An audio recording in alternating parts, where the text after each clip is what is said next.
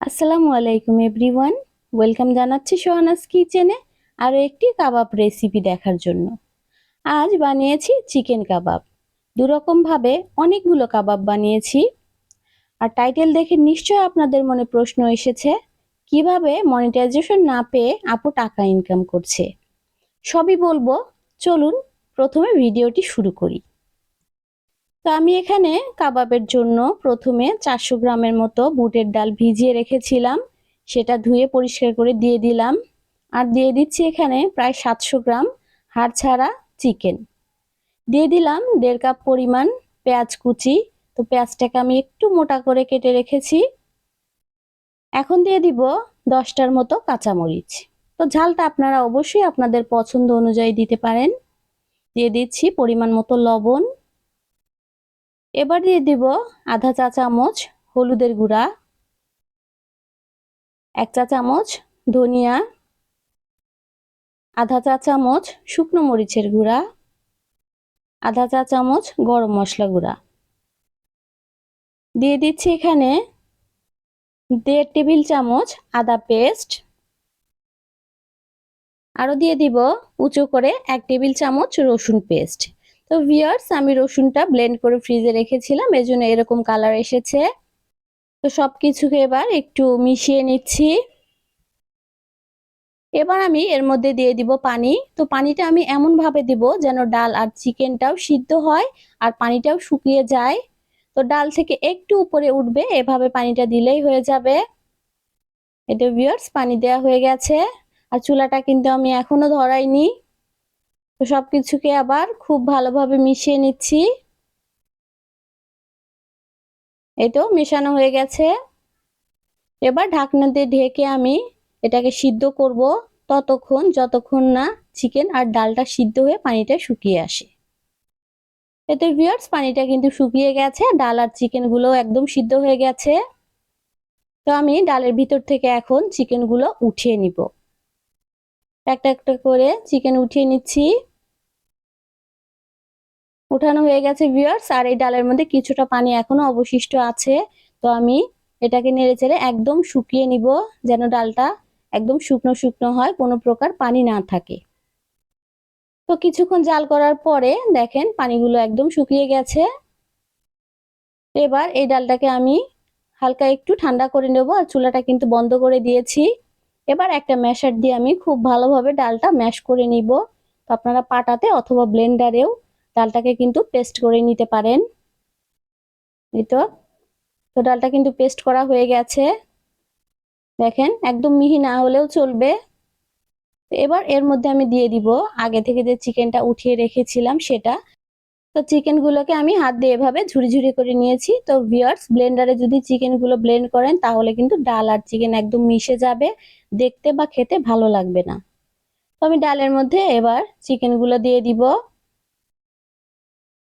এরপরে আমরা একটা একটা করে মশলা মিশাবো। এই তো চিকেন গুলো দেওয়া হয়ে গেছে। এবার এর মধ্যে আমি দিয়ে দিচ্ছি উঁচু করে 1 চা চামচ জিরা গুঁড়া, 1 চা চামচ গরম মশলা গুঁড়া। এখানে আপনারা কাবাব মশলাটা ব্যবহার করতে পারেন। আধা চা চামচ দিয়ে দিলাম কালো গোলমরিচ গুঁড়া, ইচ্ছা করলে সাদাটাও দেয়া যাবে। এখন দিয়ে দিচ্ছি স্বাদ মতো লবণ। লবণটা আমরা আগে ব্যবহার করছি, বুঝে শুনে দিতে হবে। দিয়ে দিলাম পরিমাণ মতো পুদিনা পাতা কুচি আর ধনিয়া পাতা কুচি। এখন আমি এর মধ্যে দিয়ে দিচ্ছি 1 টেবিল চামচ পরিমাণ সয়া সস আর 2 চা চামচ টমেটো সস। এই তো এবার দিয়ে দিব দুটো ডিম। তো ভিউয়ার্স, আমি এখানে প্রায় 35টার মতো কাবাব বানাবো, এজন্য দুটো ডিম দিলাম। তো আপনারা আপনাদের পরিমাণ মতো বাড়িয়ে কমিয়ে ডিম দিতে পারেন। এবার সবকিছুকে হাত দিয়ে খুব ভালোভাবে মেখে নিচ্ছি। হাত দিয়ে মাখানোর চেষ্টা করবেন। হয়ে গেছে ভিউয়ার্স মাখানো। দেখেন মিশ্রণটা কিন্তু একদম নরমও হয়নি আবার শক্ত হয়নি। তো এবার আমি কাবাবের শেপ দিয়ে নিব। হাতে একটু তেল মেখে নিলাম। তো পরিমাণ মতো মিশ্রণ নিয়ে আমি এবার গোল গোল করে কাবাবের শেপ দিব। এভাবে বলের মতো বানিয়ে একটু চ্যাপ্টা করে নিচ্ছি। আর ভিউয়ার্স, আপনারা টাইটেলে দেখে নিশ্চয়ই আপনাদের মনে প্রশ্ন এসেছে আপু কিভাবে মনিটাইজেশন না পেয়েও টাকা ইনকাম করছে। তো বলে রাখছি, এগুলো কিন্তু আমার অর্ডারের কাবাব ছিল। এই তো ভিউয়ার্স, সবগুলো বানানো হয়ে গেছে, প্রায় 36টার মতো হয়েছে। তো এগুলোকে আমি কিছুটা ব্রেড ক্রামসে গড়িয়ে নেব আর কিছুটা ডিমে চুবিয়ে তারপরে ভেজে নিচ্ছি। তো চলে যাচ্ছি চুলার প্রিপারেশনে। আর কাবাবগুলো ভাজতে ভাজতে আমি আপনাদের সাথে বলে নিচ্ছি যে কিভাবে আমি টাকা ইনকাম করছি। এদিকে তেলটাকে কিন্তু মাঝারে আছে গরম করে আঁচটাকে কমিয়ে দিয়েছি আর দুটো ডিম ফেটে নিয়েছি। এবার ডিমে চুবিয়ে কাবাবগুলো দিয়ে দিচ্ছি। তো ভিউয়ার্স, আমি 2 বছর প্রায় ইউটিউবে কাজ করছি, এখনো মনিটাইজেশন পাইনি। এটা অবশ্যই একজন ইউটিউবারের জন্য অনেক কষ্টের।